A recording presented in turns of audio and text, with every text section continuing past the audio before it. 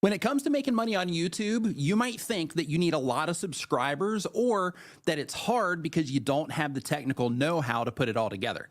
Well, you do not need a lot of subscribers, and it's extremely easy to generate extra money, and depending on your niche, possibly a lot of money from your videos. So in this stream, we're going to talk about how creators make money on YouTube without ads, and I'm going to explain what you need to do to start generating more revenue with your next video if you choose to. I'm going to be doing a Q&A session at the end of this, so if you have any questions whatsoever about anything that I discuss, then in that case, make sure that you do write down those questions so that I can address them once we get through the actual content of the stream today. And we're starting right now. So the very first way that I want to bring to your attention that content creators make money from YouTube is through affiliate marketing. So what affiliate marketing is where you sign up for an affiliate program or a partner program for different companies, different services, things like that. And if you talk about those products or services in your videos and you let people know that you have links down in the video descriptions, and people go down into the descriptions and they click on those links when they're in the process of deciding if they want that thing or not, if they decide to make a purchase, then you will end up getting a commission for that purchase without having to, create a product for yourself, without having to do anything like that.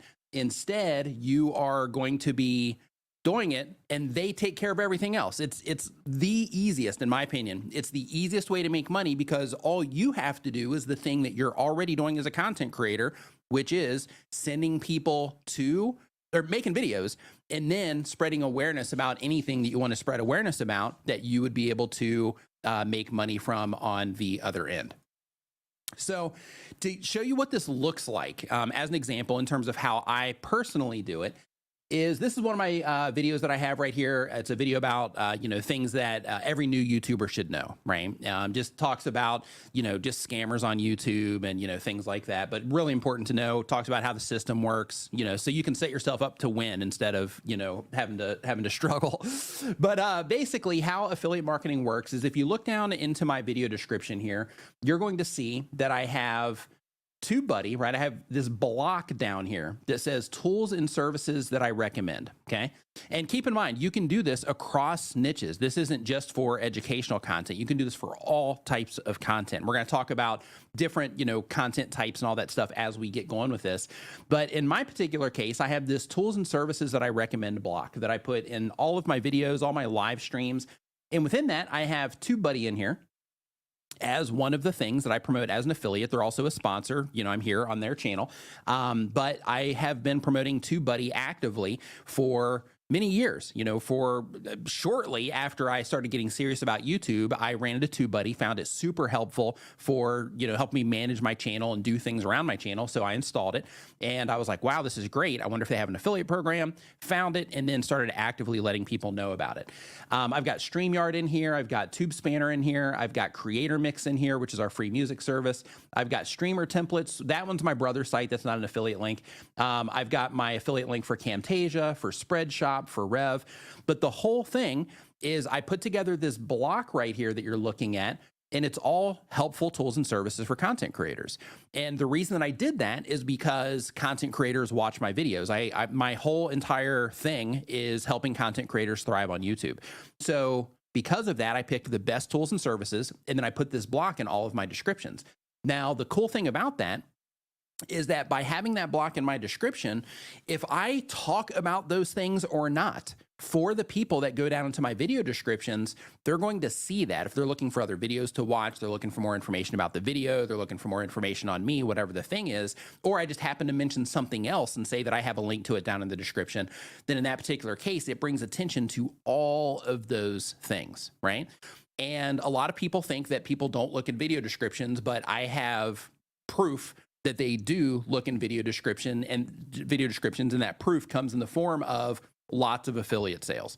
So when it comes to promoting content as an affiliate, one of the easiest things that you can do, and it's free to get started, it's free to just do it forever, is to promote something as an affiliate.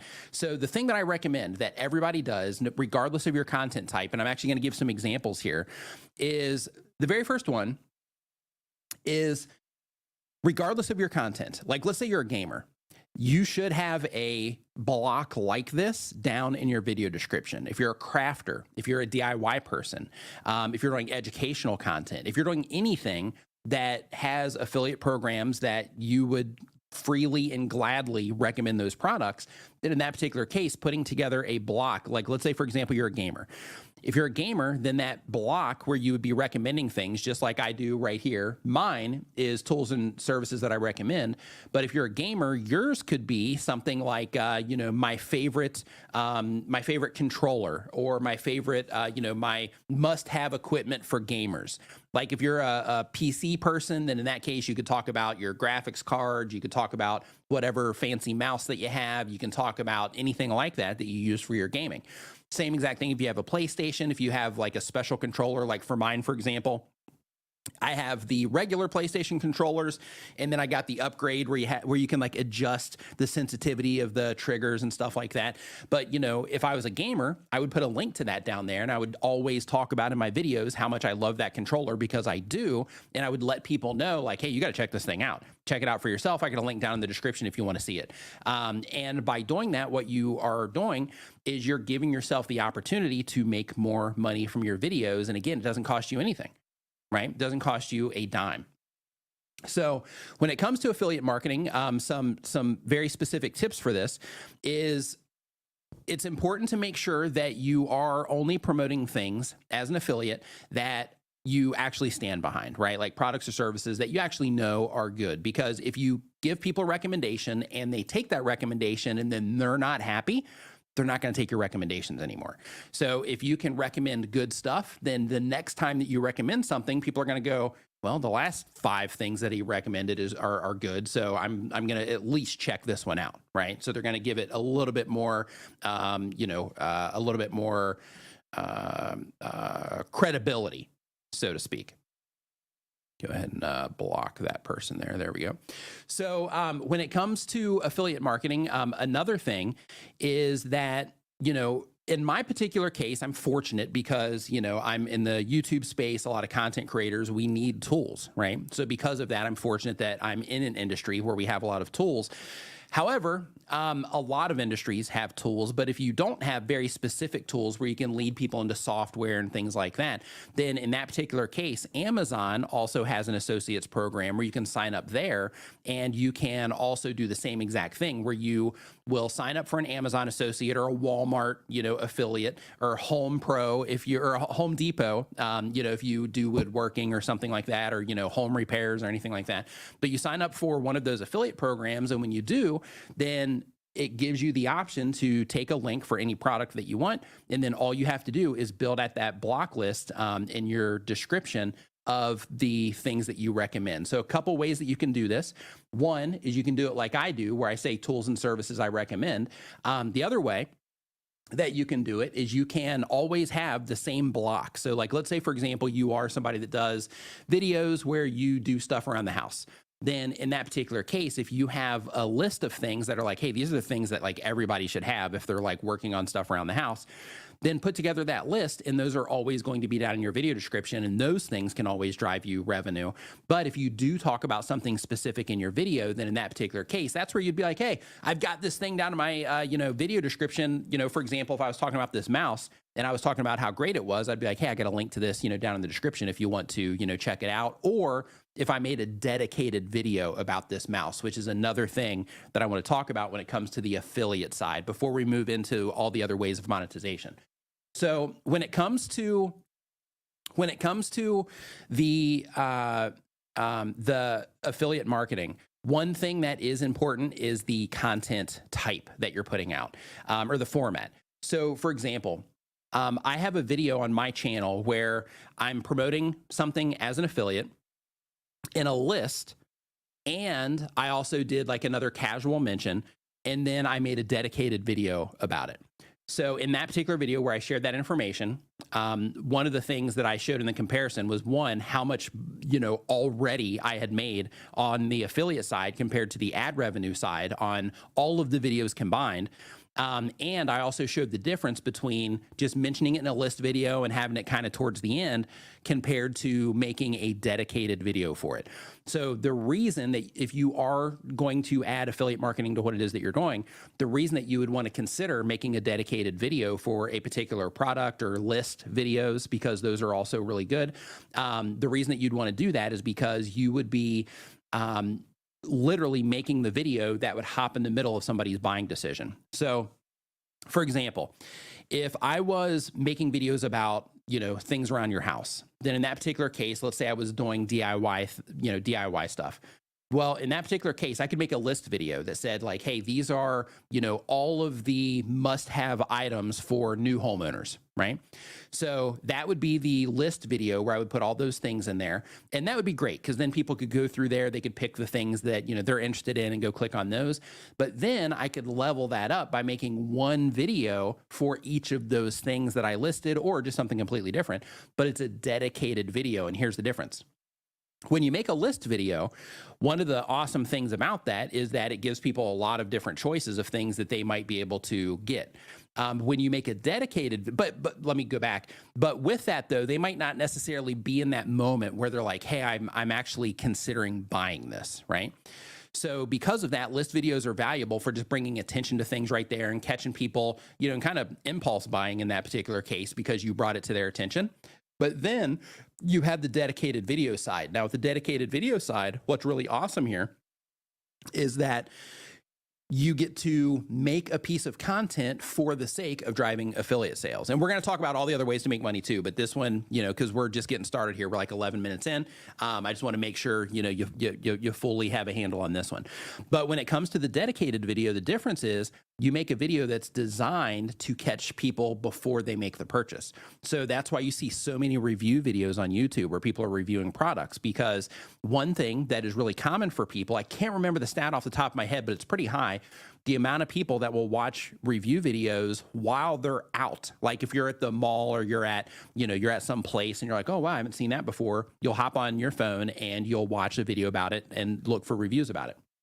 So content creators make review videos so that they show up when somebody's looking for that information. And then from there, in some cases, if it's a physical product and people are in a store, then they might just buy it there and you wouldn't get the commission. But for people that are home and they're like, hey, I'm going to order this off of like Amazon or something, I'm not actually going out into the real world. Are you crazy? I'm not going to do that.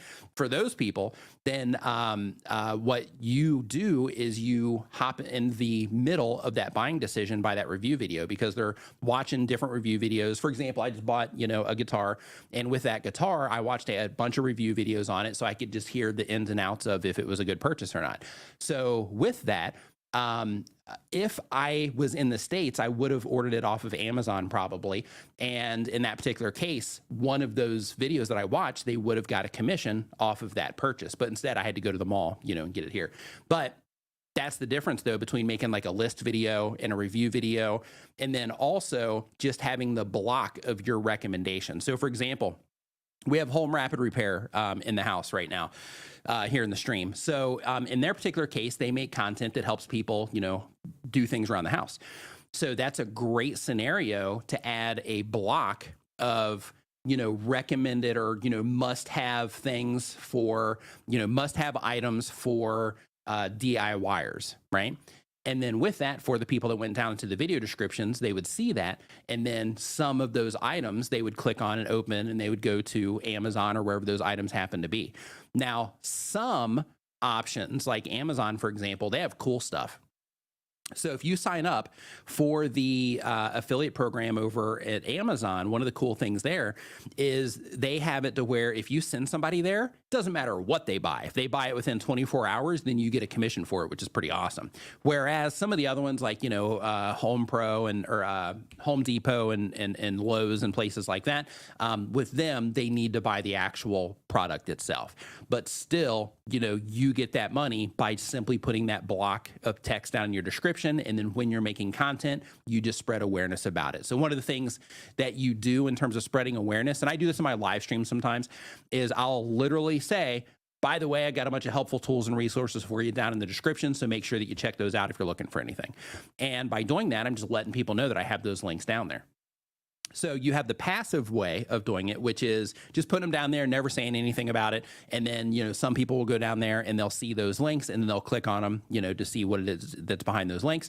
Other people are going to be aggressive, right, at it. I call it active, where you have the passive side, which is just putting it down there. But then the active approach is, okay, I'm going to put stuff in my description. I'm going to let people know that stuff is down in my description, and I'm going to actively make some content, not all of your content. You don't want to just completely change what you're doing, but I want to make some content that is designed for the purpose of bringing awareness to some of these things so that I can increase the income that I'm making from this video content.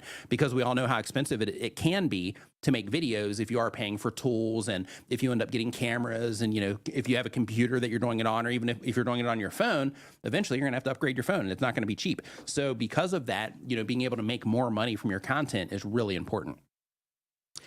So next is merchandise, in terms of how content creators make money. So when it comes to merchandise pretty easy. Like you can see right here, I'm wearing TubeBuddy, merchandise. I got a TubeBuddy pillow over here, right? That's merchandise. I've got TubeBuddy flip-flops over there on the floor. But the idea with merchandise is it is something that is easy to do. It's free for you to do, and some people will buy your merchandise. Now, from my experience, you're going to get a lot more people buying things as an affiliate than you will through merchandise, unless your merchandise is just like next level and really resonates with people. But when it comes to merchandise for that, all you have to do, and this is all free, is you go to spreadshop.com, open a Spreadshop. That's it. So within that, of course, you have to make sure that you have a design, because you're going to need to upload that design. You can make designs in Canva.com. You can make designs inside of TubeSpanner. You can make designs inside of all kinds of different apps. Like there's probably a merch app. I know that with Spreadshop, one of the things that I was talking to them about was, making sure that they had built in some of that stuff for creators as well to actually make the design. So I think they're working on that. But as of right now, though, you can find apps that you can use on your phone, or you can do it on a computer where you can make merchandise. Now, if you want to sell more merchandise, give people options, right? Coffee cups, pillows, shirts, hoodies, all that different stuff. Give people options. But then the typical thing content creators do is we put our logos on everything, right? So we're like, okay, I'm just going to put my logo on here, and then people can buy my logo to support me while also kind of, spreading awareness about me while they're wearing my stuff, right? So there's that. But if you want to sell more merchandise, don't just do your logo. Do your logo for the people that are, into that. But when it comes to your merchandise, try to do things that are relatable or interesting or funny to the people that are interacting your content. So if you're a gamer, if there's any catchphrases that you use, if there's any insider language that you use around your content, if there's anything that you can put on a piece of merch that would not violate anyone's copyright, then in that particular case, that's likely to bring you more sales than just having your logo on there. So when it comes to merch, all you have to do, so if your channel's established enough, then you can get a merch shelf to where YouTube will promote your merch for you right underneath your videos, which is super cool. But if you don't have that yet, because you will, but if you don't have that yet, then once you create your Spreadshop store, all you do is you just go in there and grab a link to your store, put it down in your description, put a little line of text over it that says, check out my merch here, or get my merch here, something like that. And then you have that link in your video description, and then people can go there. So what we've done so far is we've taken your videos that were making no money, right? And now if you use the affiliate thing that I was talking about earlier, and if you missed that part, then definitely come in and watch that part on the replay. It goes for like the first 15 minutes or so. We're like 19 minutes in, so yeah, about 15 minutes. But watch that part. But you go from a video making zero money or only making ad revenue, and then we just increase the option by adding your monetization options by adding affiliate marketing so far and by adding merchandise so far. And the cool thing about this is as you are progressing through time on YouTube, once you start adding all of these different things to your monetization, you will over time start noticing like, okay, hey, these things work really good for my community. And then you'll be able to lean into those specific things. Another thing is if you have 10 videos out, and you have all these things included in those 10 videos, you're going to think, oh, you know what, this isn't really working that great, so maybe I shouldn't do it, or I shouldn't keep doing it. But the idea is you do this with all the videos that you publish, and then as your content library grows, then your income's going to grow along with it, right? Because then you're going to have some videos that pop, some videos that do okay, and as that process is taking place, then some of those videos are going to end up driving more sales than others. So because of that, if you have 10 videos, you're probably not going to see much. If you end up having, 50 videos, 100 videos, if you're like me, you end up with like 700 and something videos on your channel, then in that particular case, all of those videos can end up generating, some serious money for you over time. Next is personal products. So when it comes to personal products, this is a really interesting one, because the conversation that I often have with content creators is people will say, well, I don't really know what to make, for my community. There's that. And then there's the other side, which is, well, I don't want to like promote something that I made because like I feel weird about it, right? Because they feel like they're like selling stuff, which you are.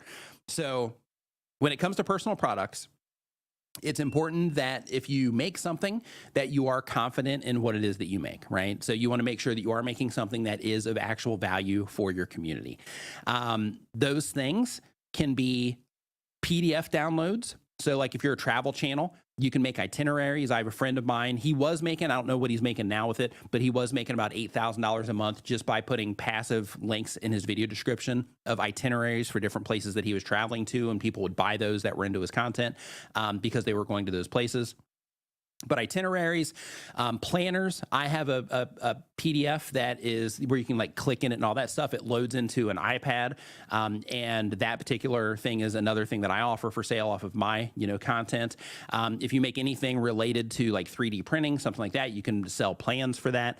You can sell, any type of guides, anything that would help your community. In this particular part, isn't necessarily for every type of content, but a lot of content types can really lean into this. But making your own digital products can also bring in a substantial amount of money for you. Like, for example, I have a graphic store that I created when I was, first started to take my channel seriously. That particular store, I offered services off of it initially, and that allowed me to go full time really quick on YouTube. And then I added a membership side to it to where I started selling items a la carte, graphics and video graphics. Then I made a membership side to it. And that membership side, we still do updates, and people still, are members, and they're recurring members. They've been members for a long time. And that particular site has generated a nice amount of, extra money from just taking the time to, put it in there. And I wouldn't say it's automated now, but it's pretty close, just because I have, other people doing the work now based on, what it generates and being able to, afford to do that from what the site generates. But that would be a personal product. You can also do asset stores. So we have the ability now with YouTube, and I wish we had this back in the day, but we have the ability now with YouTube to set up Shopify stores. So the cool thing with a Shopify store is that you can set it up. It's a website essentially with payments all built into it. And all you have to do is like connect your PayPal account, connect a Stripe account, and then you can start selling stuff. So one of the things that some people do is, I know like crafters, they'll sell like patterns. People like me, we sell graphics, things like that. There's people that sell LUTs and other things for like filmmaking. Basically anything that you can come up with in that regard for your particular audience is a good move, and it will help you add to your bottom line. Courses is another thing, and I know people are weird about that one too. Like, I've been on YouTube for almost a decade, still don't have a course. I'm working on it, but I've been working on it for a long time, so we'll see when it actually comes out. But when it comes to the courses though, according to Yahoo Finance, just to let you know like what the potential is here, according to Yahoo Finance, the online course industry is expected to be a $40 billion industry by 2026. That's huge. So if you can just scoop in, get a little tiny piece of that, then that's a decent amount of money. So when it comes to courses, you can use services like uscreen.tv. You can use kajabi.com. You can also go to like skillshare.com. They have them, but there's all kinds of different course softwares. But if you do have knowledge, if you have knowledge in anything, that's related to your video content, then courses is definitely something that you can do to add to your personal products as well. You also have things like paid workshops if your content type supports it. For that, that's more on the side of, like educational type content and those types of things. But for the courses, the asset stores, and the PDF downloads that you can put behind a payment, all of those things are things that a lot of different content creators can do. So far, we've got your ad revenue or not, right? It doesn't matter. We've got your affiliate marketing, merch, and personal products. Now we're going to move on to crowdfunding. So when it comes to crowdfunding, and just to remind you, for those of you that are coming into this late, we are talking about different ways that content creators make money, and I'm explaining, advantages of them. I'm talking about, giving some resources on exactly where to go to, do the thing, and just sharing the information on how people are making money on YouTube outside of Adsense, which also means that you can start using some of this stuff if you are not in the YouTube partner program. And one of the advantages to this, just to put it out there, is right now there's this huge problem on YouTube with invalid traffic. I'm sure you've seen people complaining about it. I've been complaining about it lately. I just kind of had I put out a post on Twitter the other day. And with the invalid traffic, what happens with that is it can end up negatively impacting your income. I have a content creator friend of mine. She was making $30,000 a month, and then she got hit with invalid traffic. Now it's down to 13. So I know some people are going to be like, holy cow, $13,000 a month. That's incredible. And it is. But if you were making 30 and then you drop down to 30, or 13 overnight because of an invalid traffic thing, which you didn't do anything wrong, that's a pretty big deal. Fortunately, in her case, she also has personal products. She promotes things as an affiliate and all that. So she's going to be able to absorb, some of that loss through some of those things, but it's still a big loss. And when you put all of your eggs in YouTube's basket, then, you're putting yourself at risk of those types of things. So if you have your memberships on YouTube, you have your, all the affiliate stuff that you're doing is directly through YouTube. You have, you're super reliant on ads. All of that you can lose it overnight. But when it comes to the affiliate side, when it comes to your personal products, this is where actually building a business around your YouTube channel, when you hear people talk about that, this is what that looks like. Okay. So far we've talked about affiliate marketing. And if you missed that part, watch it on the replay. Merch, personal products, and crowdfunding. So when it comes to crowdfunding, there's places like, let me pull this up really quick. I'm actually going to pull up a few here. So the very first one, when it comes to crowdfunding, is Buy Me a Coffee. Everybody knows about Patreon. We're going to talk about that in a second. But there's Buy Me a Coffee. They have over 1 million content creators using this. But all this is another one that's completely free. But what you can do here is you can sign up, and then you also get a link. And then when you get that link, all you do is you put it in your video description, and it's kind of like a tip jar. With these, like Buy Me a Coffee, this is something that you can generate some income from, but it's probably not going to be something that you're going to be like, oh yeah, I'm just all in on doing that, right? Unless you're just getting tons of views and you have a super engaged fan base that just likes to throw money at you. If that is the case, because some creators are like that, then in that particular case, something like this can work for you. But with this kind of stuff, it adds to the bottom line, right? So let's say, theoretically, I'm going to show you Patreon here in a second, but let's say theoretically, and this is why it's important to be doing as many of these things that we're talking about today as you can with your content. But let's say theoretically, like you're making a little bit of money in ads, right? Like with mine, I make hardly anything in ads on YouTube, but you make a little bit of money from your ads. And then you also make some money from affiliate marketing. Maybe some months you make a lot, some months you make a little, or maybe you just make a little bit. Then in that case, you would have ads plus the money that you're making from affiliate marketing, which will add up to more money. And then let's say that you include merch, and let's say you get $50 a month on merch. Well, it's an extra $50 a month, which is going to add up over the year. Definitely going to add up over a decade. Personal products personal products. With those, let's say those also make, a little bit extra. Then in that particular case, then you're taking all of these little amounts and they will make up a larger whole. Okay. So that's why it's important to do as many of these as you possibly can. But On the crowdfunding, another thing that we have, or another resource for this that we have, and this one, by the way, is called Buy Me a Coffee. If you go to buymeacoffee.com, you can set it up there. But Patreon is one that a lot of people, a lot of creators are familiar with because it's really popular in the creator space. With Patreon, pretty much the same. I'm not going to say it's the same as Buy Me a Coffee because it's totally different. So with Patreon, this is a thing where you send people here and then you offer something in exchange. So it might be exclusive content. It might be mentorship. It might be, like if you're a gamer, it could be where, you have people are like, hey, you're in the squad now. So when we go in and we're playing this game, then anybody in my Patreon, I'm going to invite you into the game and then you get to play it with me live or whatever the thing is, right? Those are the types of things that you do with Patreon, to where the viewers give and then you also give something back in return. That some people make substantial amounts of money off of Patreon. I have a friend of mine. He's in the crypto space, but this was before we all got locked inside.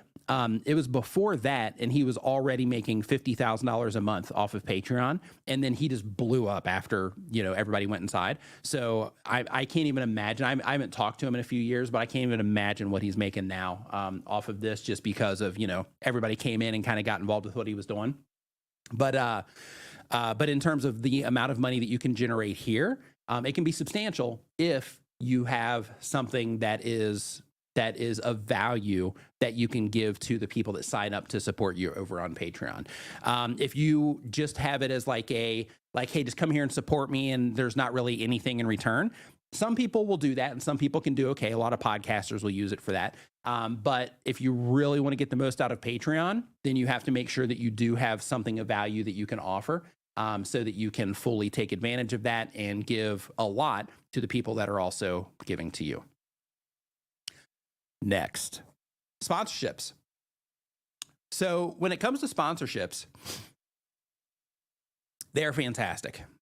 They do come with obligations.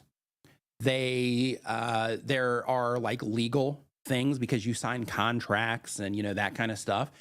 But the reason for that is because there's usually real money involved, right? So yeah, you can do contracts for $100, but as you progress through time, your sponsor contracts, could end up, being a decent amount of money. So when it comes to sponsorships, when you're first getting started, I recommend that you just do what you can for the experience, right? So I personally have a thing about if somebody's coming in and it's clear that they're really low, and you're that seems kind of low to me, then you probably shouldn't do it. But as long as you can work out reasonable agreements, then you should, in my opinion, you should do sponsorships for pretty much whatever, as long as you think the product is okay, so that you can get experience with it. Because eventually what you'll want to end up doing is you'll end up, doing outreach. And through that outreach, some places will give you actual data to where you can say hey, I get this many clicks and then blah, blah, blah. So, you can get that kind of stuff from those initial deals. You can also get some of that from affiliate also. So for example, my sponsor relationship ended up opening up on TubeBuddy because of my affiliate sales. So I started sending them affiliate sales back in the day, and the original founders reached out and they're like, hey, let's talk or whatever. And then they ended up just having me on their YouTube channel, doing live streams and stuff. And then when I went to do my Nimin Live and we built the studio and all that stuff for it, I was like, hey, I'm getting ready to, start reaching out to sponsors. Is this something that you'd be interested in? And I gave them first, dibs because they're awesome. But they were like, yeah, absolutely. And then they've been a sponsor ever since. So when it comes to sponsorships, I recommend just kind of getting in where you can, when you're first getting started, but then start being really intentional, right? Once you get a little bit of experience, and try to hop on phone calls, try to work out longer deals. So if somebody's willing to sponsor one video, then there's a really high likelihood that they'll probably sponsor 3. If you go through that process and they sponsor those 3 videos, there's a really good chance that the next time you work with them, if they work directly with creators. If they do it through agencies, this doesn't always work out. But if they work directly with creators, after those, that first cycle is done, there's a really good chance that they'll be willing to work with you long term, as long as everything worked out during those first videos and as long as they are able to see a future return on that relationship. So because of that, when you are doing sponsorships, one of the things that's great with that is if you get your foot in the door, it's going to get you the experience so you know what to look for and the questions to already have answers for when you hop on calls for the more serious deals if you're starting out and you're doing the smaller deals. Also keep in mind that you do not have to have a big channel to do sponsorships. So there are companies that go after the really big creators, but the micro influencers is what they're called. That's like a sweet spot for brands. And the reason for that is because smaller creators usually have audiences that are just really engaged. And that's because they don't have tons and tons of people interacting with their content, but the people that they do have coming back, like they'll notice them, they'll know them by name, that kind of stuff. And because of that there's a lot of value there. And it's more of a two-way relationship in that particular case. And when that creator, the micro influencer, gives a recommendation to go check out something, they usually convert really well. So because of that, even if you're a small content creator and you're like just getting started with all this, trying to pursue brand deals is definitely something that you want to do. But when it comes to brand deals, you want to make sure that you do, try to work out long-term contracts that's going to keep you off the hamster wheel. If you're just getting started on YouTube, of course, focus on, making good content and all that stuff. But once you get to that point, when it comes to sponsorships, make sure that you're doing outreach, make sure that you're trying to work out long-term agreements, because things can start getting busy if you let them, if you have, a thriving channel. So because of that, the last thing that you want to do is always be, kind of living and dying every month by the sponsor deals that you can get. If you can work out longer term relationships, then in that case, you can just, constantly be promoting that person or that brand over time. And it creates a really good environment. It shows your audience that you continually support that product and so on. So tons of benefit to it on both sides. In addition to that, make sure that you over deliver, right? And when it comes to over delivering, what I mean is it's not just the content, right? Like for example, I have this TubeBuddy pillow here. I've got my StreamYard pillow over there. I've got a StreamYard duck over there. I've got this that I wear in videos sometimes. I'm not, per my contract, it doesn't say that I have to wear merch. It doesn't say I have to show a pillow on camera. It doesn't say that, that I have to do any of that stuff. It doesn't say I got to have their little plushy, duck over there. But I do those things as just those little tiny touches of brand awareness. Same exact thing, when I'm drinking coffee out of a cup, it'll either be a TubeBuddy cup or a StreamYard cup. And the whole thing there is it's just that little bit of extra brand awareness.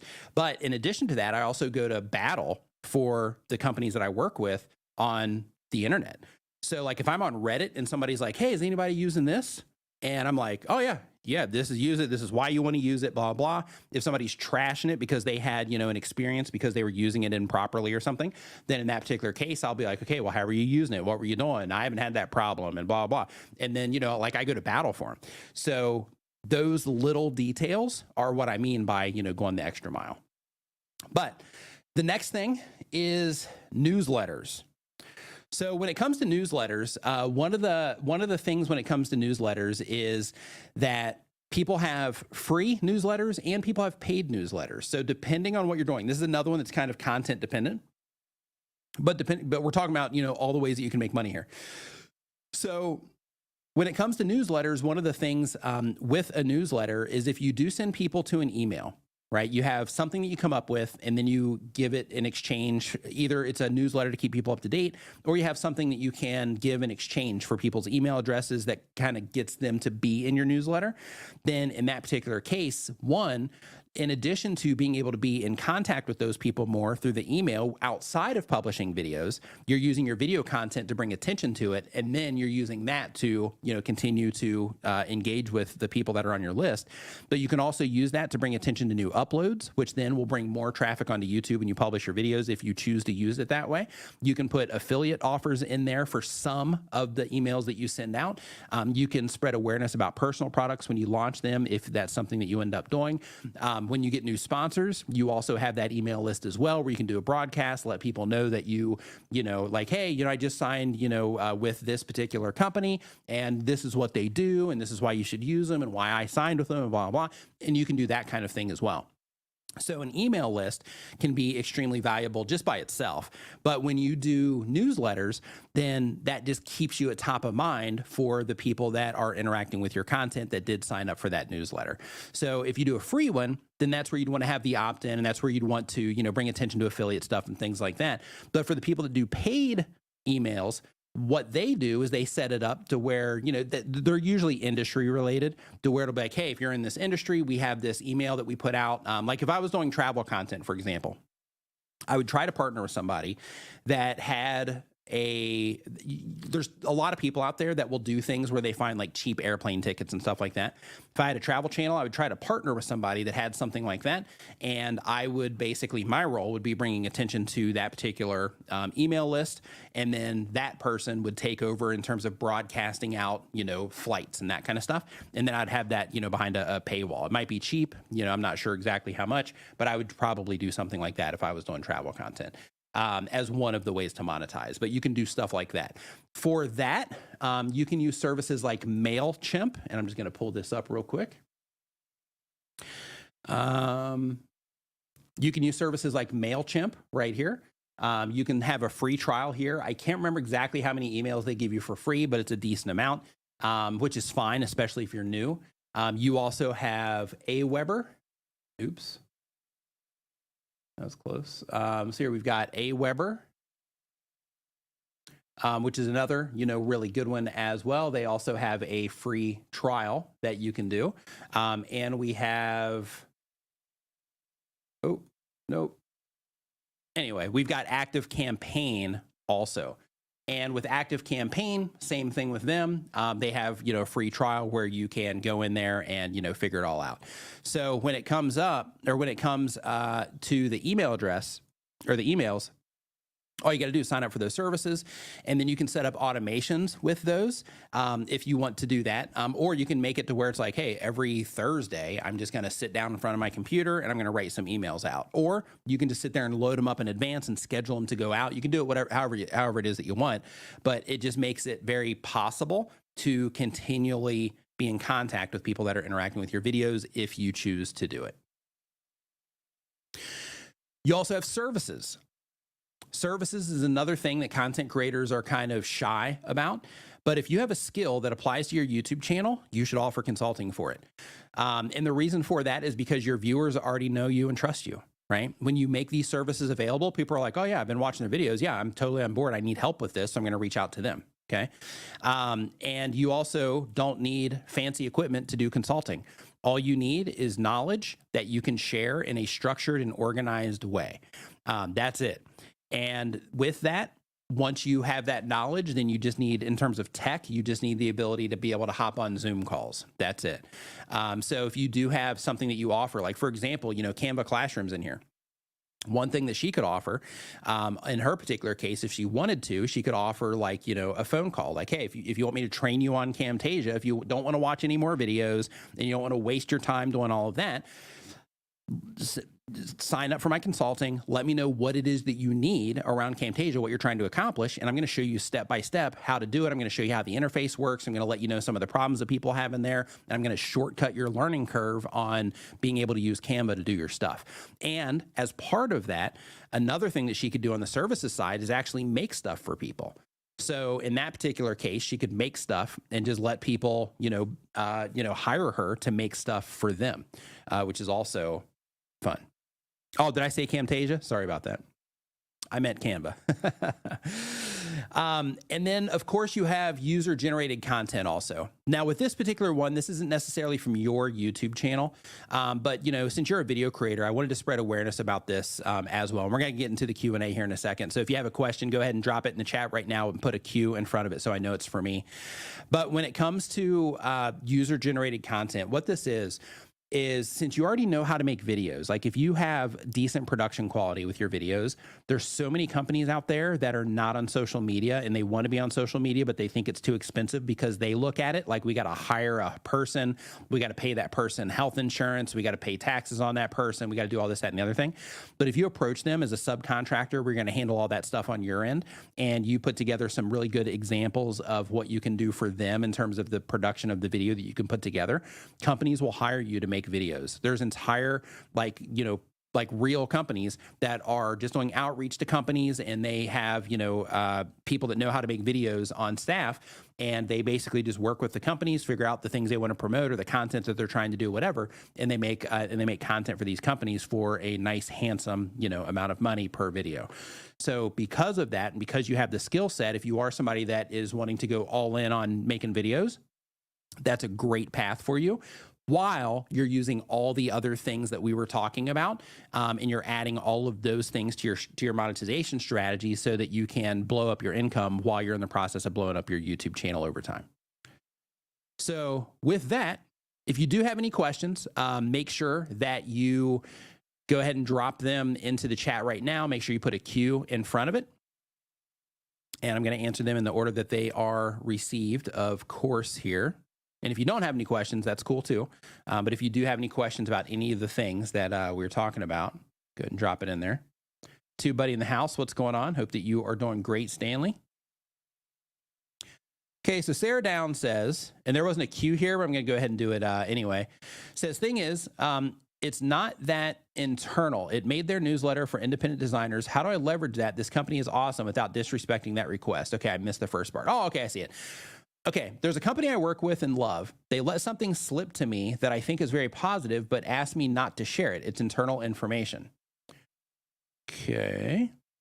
And then says, thing is, it's not that internal. It made their newsletter for independent designers. How do I leverage that? This company is awesome without disrespecting that request. Okay, so I would just reach out to them and say, hey, this is already public in your newsletter. Do you mind if I let people know about this? And you can do a couple of different, approaches there. You can say, hey, I want to do this, or I want to make content about it. Is it okay if I, kind of let the cat out of the bag that way, since you already did it in the newsletter? Or if you're trying to work with them in some way, you can reach out and say, hey, I saw that you're trying to spread awareness about this thing. I'm making this video and it's about blah, blah, blah, blah, blah, blah. And I think that I think that this would be a great opportunity for me to mention that particular thing, so that I can, spread awareness about it through one of my videos. Would you like to hop on a call, and we can discuss, what would be involved in doing that? And then with that, you would already have like your analytic information where you'd let them know all your demographics, things like that. And then you would basically pitch them an idea of what they would do for the video itself, or what you would be doing for the video itself, and you would tell them exactly where it's going to be included, why it's a good fit for your audience, all the details there, and then, give them a price for it, which you can do either on the call or you can do it as an email. So one of the things that I'll do, just because, like I understand sales and I also understand that it's easier to be able to think through things after the call instead of just laying prices on people, right there. So one of the things that I'll do when people are like, how much is that going to cost, is I'll say, I'll put together a proposal for you and I'll send that over to you, in your email address shortly after the call. And, or I'll say, tomorrow, once I get in front of the computer, whatever the thing is. But basically just telling them that in that particular case and saying that you'll, just, send them a proposal or whatever. And then that way you just do the rest of it via email after you've, made that initial phone call and gotten them to, just know you and know you're a real person and, see that you represent yourself professionally and all that good stuff. Ion Real says, I want to ask, I'm not active on YouTube for 1 month. My channel dropped views. So YouTube quality or quantity? Quality. So if you make content that is competitive for YouTube, then what's going to happen is YouTube will continue to show that content to people over time. So you might not get you might not have it to where people are, responding to everything it is that you're doing right out of the gate. Sometimes like, I've made tons of videos and, sometimes I miss too, right? Like sometimes I'm like, yeah, let me just hurry up and get this one out or, whatever. And I won't put a lot of effort into it. And, those videos usually don't do well. So when it comes to publishing videos to YouTube, just keep in mind that, quality is always going to win. So if you think of it this way, if you publish 100 videos over the next 100 days, but all of those videos are low quality videos in terms of people are not responding well to those videos. They're not packaged well in terms of, being clear who it's actually for. So you're not getting a lot of clicks on it, but the people that do come in, they abandon the video quickly. Then you just wasted 100 videos because you'll get just a few views on them. And then YouTube will deprioritize those videos in favor of content that is competitive for their system, that people are enjoying at a higher rate. So because of that, it's super important to make sure that you do focus on quality. And then once you get the quality dialed in and you're like, okay, every time I publish a video, I'm getting this average view count that I'm pretty happy with. That means that you're that level of competitive. Then in that particular case, you can say, okay, well, now that I know how to make quality content that people respond to, now let's see if I ramp things up, if people will come back and just keep watching my videos if I do publish more often. That's where you ramp it up. But the thing that you have to do, you have to focus really hard when you're first getting started. And you got to keep focusing hard because it's always changing and it's always getting harder because people are getting better and better, right? So because of that, you just have to focus on like learning, like how do I make content for the people that I'm trying to serve on YouTube? How do I make content that they respond to and get value from? If as soon as you do that and you do it at the level where they actually do respond to it, then you don't have to worry about it. Like you can publish videos, and even if they don't do well right out of the gate, they'll probably end up doing well over time. Sometimes you'll publish a dud, but most of the videos that you publish will end up doing okay. But quality, always quality.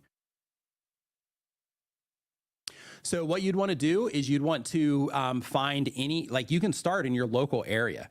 So like, then that way you could literally like walk in if you needed to have like a meeting with them or something. But you could start in your local area, just open like, hop on Google, look for all the businesses in your local area, and then just start looking for their social media accounts, and then find the ones that don't have anything happening on social media, or they don't have anything happening on YouTube or TikTok or Instagram. One thing that I would do just for the sake of like getting started and getting them like results quickly, especially if you're learning how to make videos, is make vertical content for them, short form vertical content. Make it for TikTok, one video, and you can put that, they can put that on Instagram Reels, TikTok, and on YouTube Shorts if you do a 60-second version of it, and on Facebook Reels. Like they can actually use that content in more places, and it's more likely to get eyeballs, more people to get people watching it. If you, if you're still trying to learn how to make content, then starting there on Google, going through your local businesses, I would look at like realtors, mortgage people, dentists, anything like that. I would look for really any company in your area that does not have a social media presence on the video platforms. Reach out to them. And with that, like you would essentially be starting like a whole other business when you do this. So because of that, be organized about it. Start, if you're not familiar with sales processes yet, then I would hop on YouTube and start looking for information about sales processes, because what's likely to happen is you'll send emails. A lot of those emails will get turned down or not. You won't even get replies. So then in that particular case, you would need to take note, like, okay, I sent them this email on this day, whatever. And you would use a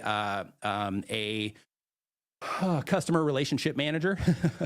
I was trying to think of the CRM for that, or the acronym for that. But you'd use a customer relationship manager software, and or just work it all on a spreadsheet for yourself. And then as a part of that, what you would do is you'd send them that email, and then from there, once you sent the email, then you'd move it into like, okay, we sent the email on this date, and then from there, then you would move it into like, if okay, they replied or they didn't reply, they gave me a yes or a no. They gave me a no, then I would move them into this different section to where my no's, they all get follow-ups like down the road, 6 months down the road. Hey, I reached out to you X amount of time ago. You said that you weren't interested, but I just wanted to follow up, see if anything's changed, blah, blah, blah. And then you have, those emails that you send out. And then for the ones that are like, we're thinking about it, then you'd move those into a different one where like, yeah, let's send them a nudge like 30 days later, that kind of stuff. So as part of that, like you would actually, if you do that, professionally, then you'd be able to generate, a decent amount of money from that. My views have been dropping drastically lately. Has there been an algorithm change? Advice needed to maintain the channel.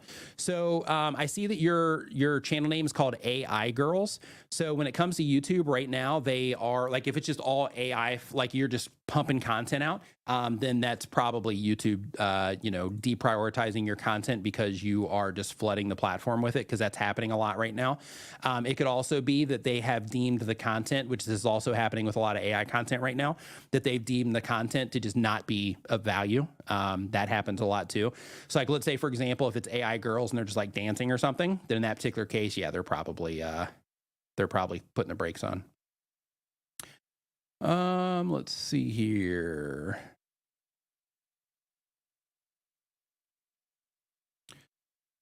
Sarah says, I do like coming back to them with a pitch to talk about this. I originally got told, please don't share this. It was an accident. It made the newsletter, but talking to a person might help. Yeah, just send an email, hop on a call if you need to, and just be like, yeah, this is great. I'd love to just, help kind of spread awareness about this. And if you're not ready now, then let me know when you think you will be ready, and I can follow up with you. And then we can kind of coordinate that when you're releasing this out, I can do a video about it at that time as well to inform my audience also. I can't remember at the moment, but does TubeBuddy have one-on-one coaching? I know they used to. I'm not sure if they still do or not. Stanley, if you're still in here, if you could answer that one for me. I know at one time they did. I know that they did it mostly for companies, but I'm not sure if they are currently doing that or not.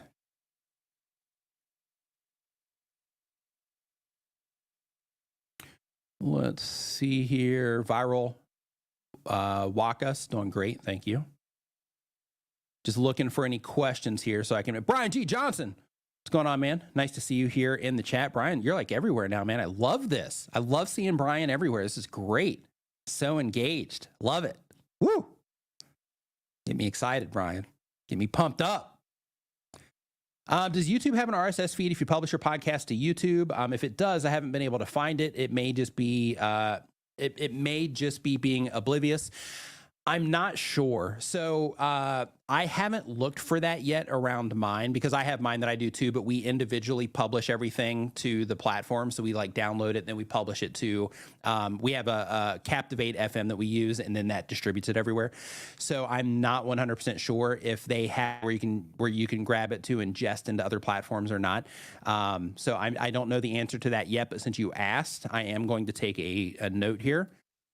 Does YouTube have RSS feed to publish to other platforms? Because you can ingest into YouTube, but I can't remember if they have it outbound or not. Brian G. Johnson, the man, the legend. Okay, just jumped in. My channel is way too small. I thought I can't make money until one reaches 1,000 subs. So here's the thing, Figure Fever. Today is your lucky day. So I just went over a bunch of different ways that you can make money as a content creator if you are not even in the partner program. And the reason that I am going to go on like a thing about just making sure everybody knows this information is because a lot of people right now, including myself, are getting hit with YouTube's invalid traffic problem. So what happens is when you get hit with that, in some cases, not all cases, but in some cases, it actually causes your ad revenue to plummet. So mine hasn't done too bad, but it has, went down a little bit. But I have a friend of mine, she was making $30,000 a month from her ads, and then now she's down to 13. So she took a substantial hit. But when it comes to ad revenue, even if you are monetized, you do not want to put all of your eggs in the YouTube basket because of things like that. If your channel gets hacked, something like that, then you're out of business. So because of that, you want to make sure that you have these other forms of monetization in place so that you can, at least start filling up the bag. So if something bad does happen, then in that particular case, you've got, money to last you for a while you get another channel built up or whatever. But also, so in the event that, that you do get demonetized or, you do get invalid traffic on your videos or something like that, and your monetization takes a hit, you have all these other ways that are generating income that will actually end up making more money than you will on ads anyway. So because of that, if you didn't watch the first part of this, definitely make sure that you do watch the replay. Yeah, TubeBuddy's Discord server is fantastic. Yeah, Stanley runs that, and it is awesome. Yeah, he does a great job over there.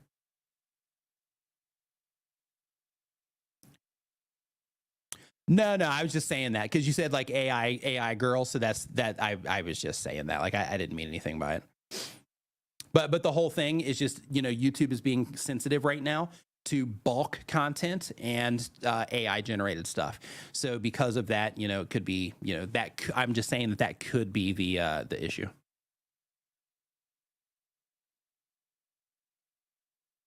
Let's see here. Doing what I can. Excited to be live streaming later today with our pal Daniel.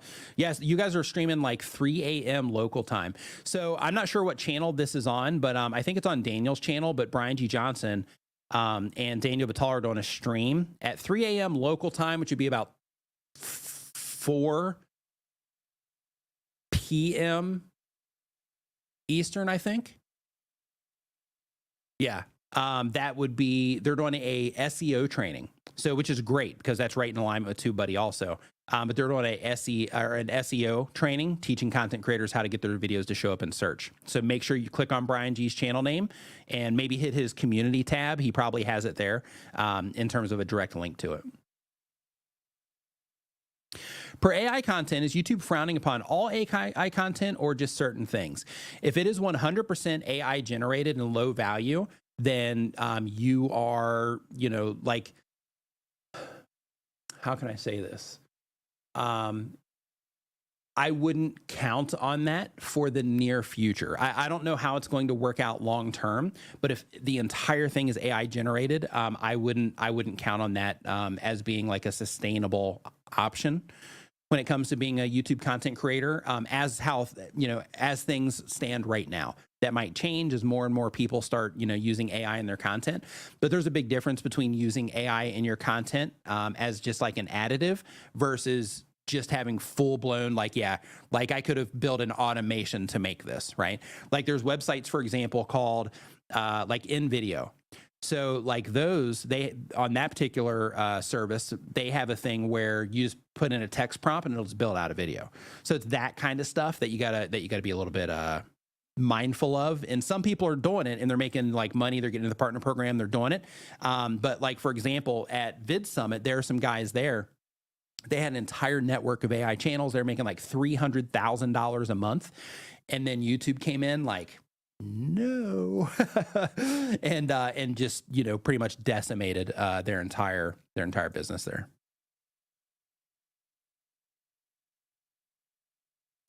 Yeah, so if you just Google YouTube invalid traffic, you're going to see tons of information on it. You'll also probably see a Google help link. I recommend that you click into that because you're going to get a lot of opinionated information if you watch videos. But if you click on that Google help link, it actually gives you a definition, tells you what the problem could be. But the problem is when people are getting this particular notification is that it's nothing the creator's doing wrong. Somebody's actually abusing the ad system in some way, and it makes it look like somebody is, fraudulently getting views on their videos when they're not. And because of that, I think that it might be something that people are weaponizing. And unfortunately, when you get one of these invalid traffic notifications, YouTube isn't helpful in any way, shape, or form. All they do is they say like, oh, hey, sorry, that's the ad system. It's not YouTube. It's AdSense. It's not us. And then they hand it off to AdSense, and nobody at AdSense is going to help. And then when it comes to the solutions that you do get, all they do is they send you to that article to tell you what invalid traffic is, but they don't give you any more information. So I'm not going to go like too deep into it because I'm pretty jaded on this right now. I'm not going to go too deep into it on the TubeBuddy channel, but definitely swing into one of my live streams sometime, and and you'll probably hear us complaining about it over on my channel. Okay, it's happening on Daniel's channel. Yeah, so if you just look for Daniel Battal on YouTube, then you can go over there. Oh, it's private. Oh, okay, sorry. My bad. Sorry, didn't know it was members only. Become a member, right? How about you just become a member, right? Go join their channels. Art Prof, thanks for the kind words, super appreciated. Blues House Travels says, so I've been putting out shorts for my travel channel, and I just posted a long form video, and it's growing more views than my shorts. So should I concentrate on the long form or continue my shorts?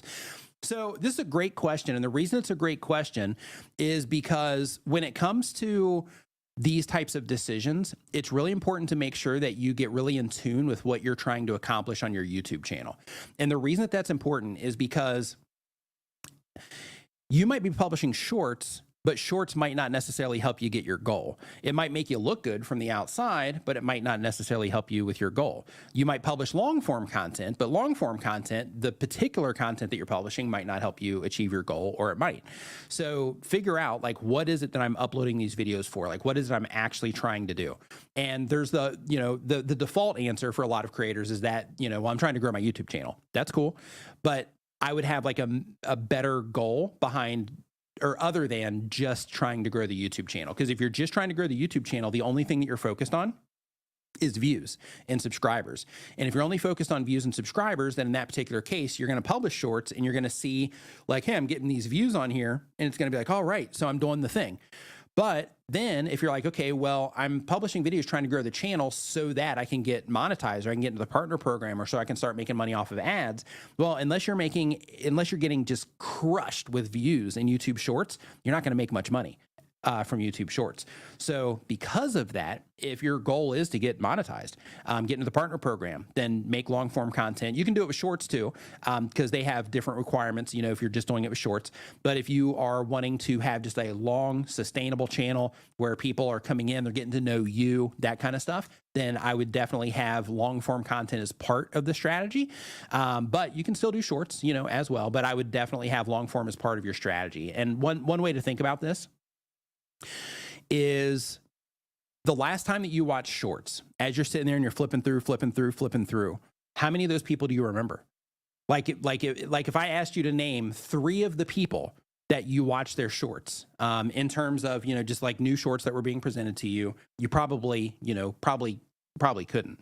But if I was like, hey, name, 3 content creators that you watch their long form videos, you can probably name them. And the reason for that is because 60 seconds just isn't enough to get to know somebody, right? If you go through and you watch all of their shorts, then in that case, yeah. But in terms of like, hey, I got some new people that are coming into this and I'm just trying to, build my brand on YouTube, then in that particular case, I would go after both. But just keep in mind that the long form is going to create those deeper connections. The short form is just for those quick hits and to get you in front of new people that might not have interacted with the long form content. And when it comes to shorts, another thing that's really important to think about is scale, because you're going to see all over the internet, people are like, yeah, I'm publishing shorts, I'm putting these links down here, and I'm not getting a lot of people to transfer over. It's because most of the people that are seeing the content probably aren't the ideal fit for the content. But out of those people that are seeing the content, some of those people are the ideal people, and those people will follow through even if it's a low conversion. So the way that I would look at shorts right now is I would look at it as like, hey, this is a way to get me in front of new people. But if I really want to develop, relationships and all of that, then I definitely want to make some long form content too. But here's the thing, when it comes to shorts can also show up in search. So in addition to having long form content in search, sometimes, like if I go to, figure something out, or I'm trying to learn something, I'll search for it and it'll show me shorts, and I'll be like, well, I can watch this 40-second video, or I can watch this 9-minute video. Let me try this 40-second video and see if I can get what I'm after here. And every time I've been able to get what I've been after through the short. So that means that I was not watching the long form content. So things like that is why it is important to consider shorts. But the most important thing is thinking about your goals and what you're trying to accomplish with the channel, like big picture, right? And the reason that you want to have those goals around your channel is because they help you answer questions like this. And you can say, okay, if I am going to use shorts, why? And how are they going to contribute to what it is that I'm trying to accomplish, right? So right now I'm working on a series that's daily tips for content creators, and that's all shorts. And the reason that I'm doing it is because I'm trying to accelerate my path to a gold play button, because I'm getting really close. So because of that, when I start publishing those shorts, it's likely that I'll start generating more subscribers, per month on those. And that will, kind of help with that while I'm also working on the video content side. Because I'm not as consistent and stuff like that as I once was. So while I'm doing the short stuff, then I'll be working on the consistency side too. So yes, I've used InVideo, but I write my own scripts and rewrite the generated script they gave me. I also change the videos and put out my own stuff. So it's more about like what it feels like and what it looks like, and all that stuff. Like if it comes across like it's mass produced, then in that particular case, you might have some issues. It's not guaranteed, but you might have some issues there. Says, on my channel has 187,000 subscribers, but our monthly revenue is pitiful. I make like $5 an hour if I did the math. Anything I can change, my revenue has barely budged for years despite the channel growing. All the stuff that I talked about in this stream, all of it, like get all of it in place. You know what? I'm actually, just because, we're here on the TubeBuddy channel and the whole thing is like, we're wanting to make sure that we add value to everybody that's hanging out here, or as many people as we can. So we've done that with some of the information, but I'm actually just going to take a quick glance at your channel and just see if you're doing any of the things that we talked about here in the stream today. If not, I recommend that you do get some of these things in place. Okay, so I go to your videos tab. So Wirehead, most ambitious art school student. What happens to professional artists get together? Most demanding art school student. Okay. So right here, I'm looking at your video description, and I see that you have Patreon. You're doing workshops, which is good. So hopefully those are paid workshops. You have a Open Studios Club. So hopefully there's some type of payment involved there. You have a Discord server, which would be free. I'm not sure what your MFA group is. Hopefully that's a paid thing. You have your website where it looks like you have art school resources, curriculum, self-taught artists, things like that. So yeah, you're doing a lot of the stuff here. You got an email list. So yeah, okay. So first, make sure that you are being aggressive on the email list side, that in addition to the value that you are putting out through that email list, also make sure that you are working in like affiliate links and, things like that into your email list. Just as a heads up, I'm looking at your video description right now and your StreamYard link. You're going to need to put that back in there. And the reason you're going to need to put that back in there, I'm just going to show you real quick, is if you look right here, the question mark broke this link. See that? So if somebody clicks on your StreamYard link right here, they're not going to you're not going to get the credit because this question mark broke the link. So if you just copy this and then paste it again, it should work.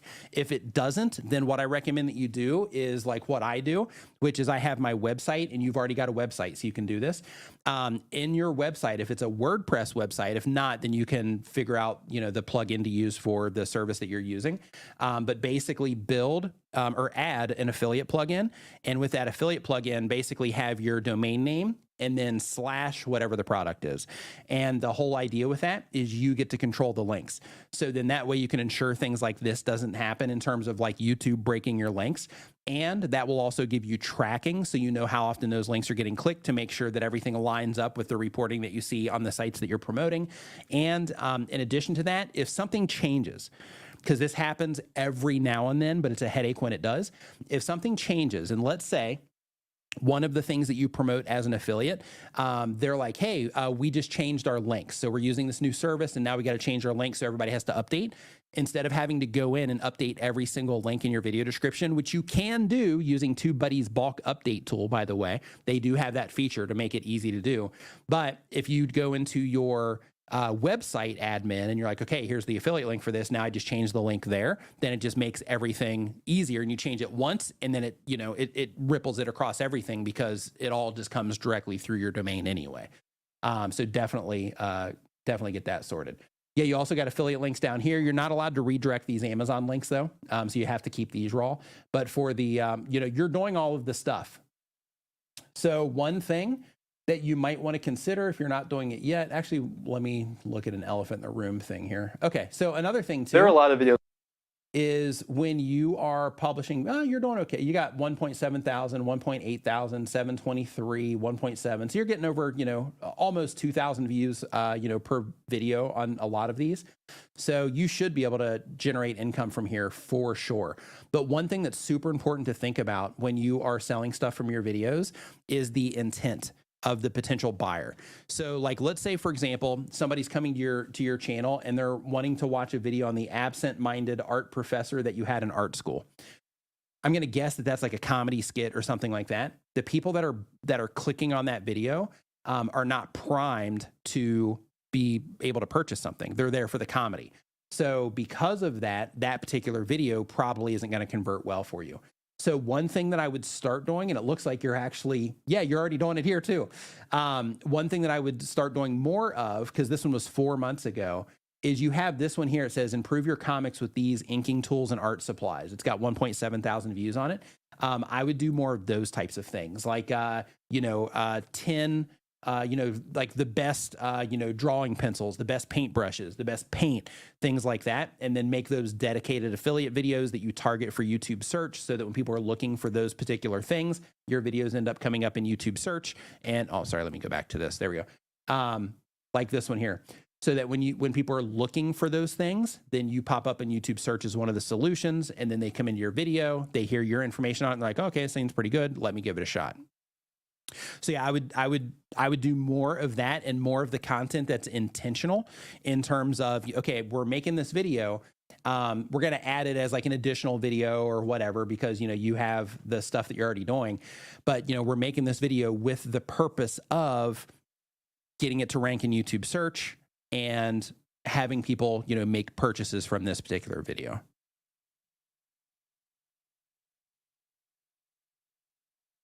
Let's see here. I barely make any views and have been doing YouTube for 2 years. Says Cliffs of Moher Films. So I'm not going to pull yours up on the Moher Film Reviews. I'm not going to pull yours up on the screen, but I am just going to kind of look on what it is that you're doing. All right. The last video that you published is 2 months ago. Like, you got to publish more videos. You got like 6 months, 5 months, 3 months, 2 months. Yeah. Like, you're making 5-minute videos, 9-minute videos, 6-minute videos. You're publishing them like, once a month, maybe once every couple of months. You can't expect a lot from that. Especially like if the videos that you're publishing aren't, like, a lot of them are just hitting around like, 1,300 views, 1,700 views. You got one in here 3 months ago, 721, 2 months ago, 698. Like, with that type of response, you can't not publish on a regular basis. You got to get a better response if you're going to be publishing monthly, or be more strategic.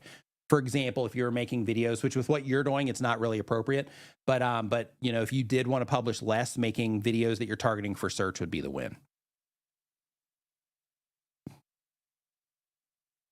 Yeah, they get like 70 billion views. I think it's a month. 70 billion views a month in YouTube Shorts. So, like, I don't watch them that often, but I do watch them. I'm usually not in the best, place when I watch them. It might be in the bathroom or something like that, or maybe while I'm having coffee. If I'm like, yeah, I don't have a lot of time to actually dig into some real content, then, I might watch, some YouTube Shorts. I just recently started channel memberships. How should I promote them? Videos, community posts, or other social media? All the above. So this is going to depend on how aggressive you are. So in my particular case, I don't promote them at all. All I do is I put links in my video description for them. And then most of my memberships come from my live streams, to where somebody will come in and they'll say, hey, why is everybody's names green? Or I think it's green. Yeah, why is everybody's names green? And then, somebody will be like, oh, because we're a member. And then, other people will say the same exact thing, whatever. And they'll be like, oh, where do I sign up? Blah, blah. So I don't actively promote mine, but if I did, I would just in my videos, hey, if you enjoyed this video, I invite you to become a channel member or something like that. Maybe I would have like a little banner that pops up on the bottom that invites people to be a channel member. Hey, if you want, more specialized help, or, you want to join our, community, something like that, become a member. I get a link down in the description, something along those lines. But the more you talk about it, the more you'll have people join it. That applies to anything. If you're promoting something as an affiliate, if you have personal products, anything like that, the more you talk about it, the more people will buy it. Do all the things. That's the move right there. Best advice all day. A girl on her passport says, one thing that an affiliate program recommended to me recently was to include a QR code for links, since a lot of people are watching on their TVs now. Yeah, that's cool, but I'm not sure how YouTube is going to feel about that in the future. One thing that I would do if you're going to use QR codes, and I have not done this experiment on myself or anyone else, so I have no idea if this is going to matter or not. But if you do put a QR code, if you do a series of videos and you have a QR code in all of those videos, I would definitely throw those into the grouping feature and see if you notice any type of like, performance difference on the ones that you put the QR code in. Not because people are scanning it on their TVs, but because of YouTube. I don't know if they handle that differently. Now, with that said, I know that like some of the music services, they do that. So like if you go and you listen to like, I think Lo-Fi Girl might be one of them, but there's, music services where they have like 24/7 music and stuff like that. They have QR codes in there and they're fine. Like they're getting crushed with views. So it might not be a problem. But that would be something that would be relatively easy to like, okay, let's say that if I was a scammer, one thing that I could do, because it's burned into the video. So one thing that I could do if I was a scammer is I could say, okay, I'm going to hit up all these content creators. Let's say I'm going to find 10 content creators and I'm going to build a website because I know how to do that. I could do it in an afternoon. So I'm going to build a website that looks legit. And that particular website is going to pretend to sell this product or whatever. I'm going to put a pricing page on there. I'm going to do the whole thing. I'm going to set it all up. It's an afternoon. Then I'm going to reach out to these influencers. I'm going to pay each of them $1,000. Let's say I reach out to 5 influencers. I pay $5,000. And then in that particular video, I have them put this QR code and it's going to link them to my stuff. Then what I'm going to do is after they, publish the video, I'm going to change. After they all publish, I'm going to try to coordinate it where everybody publishes around the same time. And after everybody publishes, then I'm going to change the link on that QR code to go to, like a crypto scam or something, right? So it's not, ideal, but, the idea is that that's something that would probably be pretty easy for a scammer to abuse. So another thing when it comes to QR codes is make sure that you get, like, you can pay services for a QR code, or you can just go up to Google if you're on a, website and you can grab the QR code there. Unfortunately, you can't do that with an actual affiliate link that I'm aware of, to where you can just have Google give you one, because that one's probably going to be reliable, probably going to be trusted and all of that. So I would definitely make sure that you are 100% in control if you're going to do the QR code, because conceptually, I love it, right? Like it makes tons of sense. If people are watching on TVs, if your audience is watching on TVs, having the QR code there, it makes total sense. I support it. But the thing that I'm trying to hedge is like, okay, if I'm going to be using a QR code, I would want control of that QR code. You might have it. I'm not sure because I haven't continued down the chat yet. But just make sure that you have 100% control of that QR code and that you can choose the link that's behind it so that you can update that link if you need to down the road. Another problem is, I'm not sure if you were here a few minutes ago, probably 20 minutes ago now, where I was talking about sometimes affiliate companies will change links or the structures of their links or something like that. In that particular case, if it's burned in and you can't control the link, then you would take the L in that situation. So make sure that you control the back end of wherever that QR code is. And also you got to be careful there too, because if you're paying a service for it, you might be paying like $30 a month and then eventually end up eating through that sponsor money, just keeping the QR code active. But I would definitely find a solution in order to be able to keep that, keep control of that QR code. James Smothers says, I'm having a hard time to even record a video and upload a video. How do you get past the stage fright? I need motivation. I got a sponsor and they're demanding a video by June 1st. So you got a sponsor already and you haven't uploaded a video? Holy cow. Yeah, you're grinding, buddy. Yeah, that's pretty cool. So in terms of, having a hard time and recording the video and uploading the video, this is going to sound, a little bit harsh, but like, you just got to do the thing. Like, it's that intimidation keeps people that probably would have been awesome content creators, it keeps them from actually being able to see that thing through. And because of it, people are stuck in the situation that they're in and all of that because they just won't take the risk because they're fear of the judgment of other people. Keep in mind when you're publishing videos to YouTube, actually the very first video I published on my channel was about how to overcome camera shyness, because I was also in that same exact situation. I was like, I don't want to be that dude on YouTube. I was like, yeah, I don't want to be like a YouTube personality, but I do want to use YouTube to see if I can generate some email addresses from it. But I don't want to be a YouTube guy. Like at that time, I'm like in my 30s and I'm like, yeah, this is a kid's thing. If somebody that I know finds out about it, they're going to give me a hard time, that kind of stuff. in order to overcome all of that, I just thought it through and I'm like, okay, you know what? The way that people see me, and I had to use a crutch. So when I made videos, when I first started my first handful of videos, I was even wearing like foundation and concealer and stuff. So I was like trying to hide the bags under my eyes and things like that because I saw they did that on like the news. So I'm like, hey, yeah, maybe YouTubers do this too. So I did it. But the thing that I had to face was like, you know what? Whatever people see on camera, that's what people see just when I go out into the world anyway. When I'm talking to the camera, that's what people see when I'm having conversations with them out in the real world anyway. When it comes to making videos, the advantage is that when you're out in the real world and you say something stupid, then you just look stupid. When it comes to YouTube, when you say something stupid, you can just edit that part out or just say it again in another take, and then, you know, keep saying it as many times as you need to in order to get the right take, right? So because of that, yeah, I would definitely, if you haven't uploaded any videos, then I would go through that process. If you're having a hard time just, you know, going through the process, schedule it. Schedule each part of the process. Schedule your video ideation, schedule your research for those videos, schedule your recording time, schedule your editing time, schedule the time to make your thumbnail, schedule your publishing date and put a deadline on it, and, you know, hold yourself accountable. You know, one of the hardest things just in life in general is just holding yourself accountable and taking ownership for, you know, for the decisions that you make or don't make. So, you know, this particular thing, you've already got a sponsor that's wanting to work with you. So like you are clearly, you know, if you have published, you know, they clearly see the value in what it is that you're doing. So in my opinion, you're doing yourself a disservice by not trying to, you know, hop on the opportunity. Let's see here. When uploading videos, I use Clipchamp and text-to-speech to edit my content. Should I check the yes or no option in the context of content modification, which is on YouTube? So when it comes to their new AI disclosure, what you have to think about is if you are misleading people. So if you're misleading people, like let's say, for example, if I made a skit video and on this side of the screen, it's me. And then on this side, let's say I sampled Stanley Orchard's face, and then I put him, you know, over here on this side. And then I had the conversation, you know, between both of us. And let's say I used AI to also even turn it into his voice. In that case, I would be misleading people into thinking that it was Stanley that was standing here saying that stuff, right?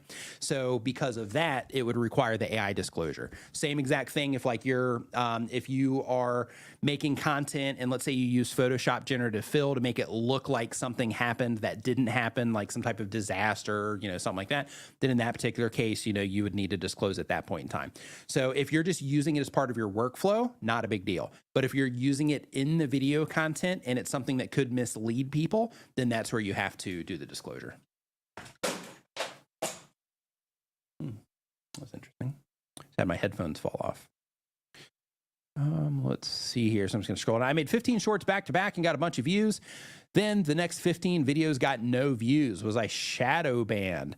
If it's all AI content and it's like bulk content, then yeah, it's possible. Not necessarily a shadow ban, but like, you know, there's two things that can happen. One, YouTube is like, okay, this person is literally spamming the platform. So therefore, you know, we're not going to let that happen. Or you publish those videos and people weren't responding to them. And then YouTube gave the other ones impressions, but people just didn't stick around long enough for it to count it as a view. It could go either way. But what I would do is when you're looking at the views, look at impressions. Don't look at the views, because impressions is when they show it to somebody, and that lets you know that YouTube is trying to show people. And if it's a view or not is going to be determined on, you know, how long they actually stick.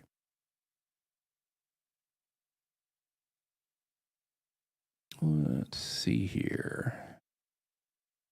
So I've been posting videos, basically consistent, but I'm getting low views. I assume my edits do attract people, but how do I make people click on my videos? It's a small channel though. You don't make people click on your videos. You have people want to click on your videos because they care about the subject matter.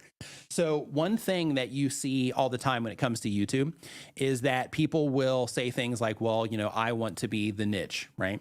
All that's great. It's fine and dandy. However, when you're first getting started, that's a challenge because nobody cares yet. So the only way to get people to, you know you and care is to first pull them in and introduce them to you based on something that they care about. right? So that's why it's so important to think about, okay, who is it that I'm trying to reach with my content, and how can I build my channel as a resource for a type of content that these people are likely to be interested in? And then you get to work on building that resource. But when it comes to people clicking on your videos, the way that you get people to click on your videos is you focus on the things that matter to them. Focus on imagery that helps them identify that the content is about something that they might care about. And then focus on video topics that they would also be likely to care about. And make sure that you're writing titles that either emphasize whatever's in the thumbnail, or it creates some type of curiosity or whatever, or it's just crystal clear. Whatever the video is about, you just put that in the title. But the big thing is just grabbing their attention, right? You got to be able to do that, and it's really hard. So, you know, like this is one of the things when it comes to YouTube search. Like when it comes to YouTube search, like people are looking for your content, but when it comes to getting traffic from YouTube homepages and suggested videos, you are trying to capture attention. Like here, I'm just going to open up my homepage real quick. Okay, so this is what YouTube's showing me right now. Okay, so when you publish a video on YouTube, let's say that I was your target demographic, right? I'm the person that you're trying to reach with your content. Well, you're competing with Justin Brown, who has almost 2 million subscribers on his YouTube channel. You're competing with her, who I don't know what she has. Oh my God, did he steal Mono Man's? Oh, they did. That's horrible. Man, I watched the original version of this. It's got like 98 million views on it. And it's unfortunate that somebody stole it. I'm actually going to report this. But yeah, you're competing with him, who has over 100,000 subscribers. You're competing with them, who have over 100,000 subscribers. They've got a check mark here. You're competing with, you know, all of these other things. Brian G. Johnson, who's got over 100,000 subscribers. Like, you're competing with all of these things. Adam Savage, who's the guy, you know, behind Mythbusters. You're competing with all of these things from like professional content creators. And if you can't grab somebody's attention based around the things that they care about, then you're going to have a really hard time competing with professional content creators, right? So in addition to competing with professional content creators, you're also competing with people that are putting out a video and they're doing the best they can, and they just kind of figure it out, but they might not be, you know, professionally doing this. But you know, you're competing with them too. You're also competing with the people that publish a video just like, hey, let me just throw this up and see what happens. And then they end up getting lucky, right? To where the video does well and they don't really know why. They can't repeat it. They can't like do it again. But, you know, they have those videos. So you're competing with that too. So, you know, the thing to make sure that you're thinking about is like, if you're not getting a response, it usually comes down to either the content choices that you're making in terms of the things that you're choosing to make videos about, or it comes down to your skill set in terms of making thumbnails, writing titles, and making video content that's competitive within the platform. And if you want to see if your content's competitive within the platform, all you have to do is go into the audience retention reports on your video. You can find this by logging into your Creator Studio. Once you're in your Creator Studio, click on the content tab. Once you're in the content tab, click into any video of yours that you want. And then once you click into that video, you want to click on the left-hand side. You're going to see something called analytics. Click on that and then scroll down the page. And then you're going to see this graph, and it's going to show, you know, a line going across it. Click into see more. That thing right there that you're going to see is your audience retention reports. It's a second-by-second graph of how people are responding to your content on average. So what you want to do there is you want to see how people are responding to your videos. If you find a really fast drop-off, and that means that people are leaving immediately, which means that you got to work on either the quality or your hook or something like that. And then once you figure out that part in terms of how people are responding to yours, you want to see how competitive that video is against other videos of similar length. So from that, there's a drop down that you can click on. And when you click on it, one of the options is compared to other videos. So if you click on that, then you're going to see how your content compares against other content of similar length on the platform. If you're below average, then get to work, right? Get to work on the skill sets. If you're above average, then work on the packaging of the video, because people are enjoying the content when they click on it. But you're just, you know, having trouble getting them to click on it. Let's see here. I'm trying to change my long form, my long video content in each video by using different types of thumbnails, styles of scripts, even voiceover with me speaking or AI, but I'm still getting low views. Any help? So what I definitely wouldn't do is I wouldn't completely change everything with every video. And the reason for that is because, like, as people are coming in, if they enjoy your content, YouTube's going to recommend additional content to them. So for everything that's out of alignment with what it is that you normally do, those people are going to click on that, and it's not going to be what they are, expecting to get. So because of that, I would try to find something and just stick with it for a little bit and try to make that better, versus just trying a bunch of stuff. It's good that you're experimenting though, so I will say that. But once you do find something that starts to get a better response, or if you notice it consistently gets a better response, even if it's just a little bit, but it consistently happens, then I would say, okay, this is the style I'm going to run with, and then run with that. But in terms of getting low views, same exact thing applies. Like, as a content creator, we have to get really good, and it's getting harder every day because so many content creators are learning how to do all these things. So, and it's going to get even worse. Like, it's going to get even harder. So those of you that are on YouTube now that are already working on your skills, that are already publishing videos, you're already in motion, you are going to be light years ahead of what I think is coming in the near future. What I think is coming in the near future is I think tons of people are going to be coming to social media because it's in the public awareness now that you can generate at least extra money on social media. So because of that, a lot of people are going to be coming in and trying it. Most of them will fail. Most of them will not get very far because they're not going to be willing to do what it takes in order to get a response. However, out of the masses that are going to end up coming on, I mean, it's already happening, but in terms of the masses that are coming on, there's going to be some of them, a nice amount of them that are going to dedicate to it, and they're going to end up being really good, and they're going to be competitors for all of us. So, you're ahead of the game if you're on YouTube right now and you're already developing your skill sets, because there's going to be a lot of people that come on behind you, and you're going to be ahead of them if you're actively working on it. But in terms of your low views, definitely start working on the skill sets. Watch videos on design, watch videos on photography concepts, videography concepts, copywriting, so that you can understand how to write a title that people will be emotionally connected to or triggered by, or that will create curiosity, those types of things. Work on your video editing, because there's a huge difference between cutting a video and editing a video. Cutting a video is just pretty much removing the blank spots. Editing a video, and maybe you might throw some images on top or something like that. Editing a video is being intentional about every segment and saying, okay, if they're going to watch this, then in this particular part here, and this starts at the planning process, by the way. But once they get to this part, maybe I'm going to ramp that up a little bit, and then I'm going to share this or show this or whatever. Then I'm going to slow it down a little bit, throw in a pattern interrupt. Then I'm going to, start slowly building it back up again, or maybe I'm going to come in high and then, kind of bring it down low, and then speed things up, again, to, kind of break things up a little bit and create momentum again in the video, those types of things. But you got to learn all those skills if you're going to be doing all that stuff yourself. I made 15 shorts. Okay, we did that one. What am I doing wrong? Because I'm not making more views. I thought you can make loads of views even if you're not uploading frequently. You can if the content is good. So the hard thing for all of us, right? Like I've got, I've generated 1.3 million subscribers on my YouTube channel, right?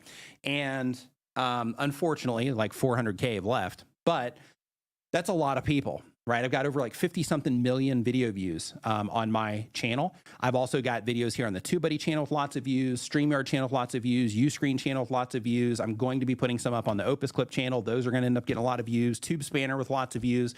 I've got content all over the place, collaboration videos with lots of views, but I still put out videos sometimes that suck, right? And when they suck, I have to be like, all right, well, I either blew the topic, or I just didn't put the effort into that I needed to, or I rushed it or whatever, but I have to take responsibility for that. So what I'm trying to express here is that even somebody with my experience, I've made over 700 videos on my main channel, plus hundreds of videos on other channels. I've easily made over 1,000 videos, and I still mess up. So the thing that I'm trying to explain is that if you're publishing once a month, you're not putting enough hooks in the water, so to speak. You're not consistently doing the thing enough in order to get proficient at it. So for example, because I'm learning how to play guitar right now. So I'm using that as a reference constantly. But with learning how to play guitar, if I picked up the guitar and I just played it, once a month, then it's going to take me forever just to learn the bare bones basics of playing guitar. But if I pick up the guitar and I play it every day and I sit down and I'm intentional, okay, I'm trying to do this now, I'm trying to do this now. Can I get my hand to jump from here to here and make it sound clean, right? And I'm being intentional about it and I'm doing it a lot, then over a relatively short amount of time, I'm going to start to be able to play some stuff that doesn't suck so bad that I'm embarrassed to listen to it myself, right? I'm still working on that part. But by consistently doing the thing, it's going to help me get better at it faster, is the idea that I'm trying to express. But if you're just starting and you haven't done something like this before and you're just publishing once a month, then in that particular case, you probably haven't built up the skill set yet in order to be able to make content that will get that. I don't do that. I publish videos on a somewhat regular basis because like I don't make the types of videos to where I publish one video per month and then just walk away, right? My content isn't that. So because of that, I got to show up on a regular basis with my videos and live streams and all that stuff.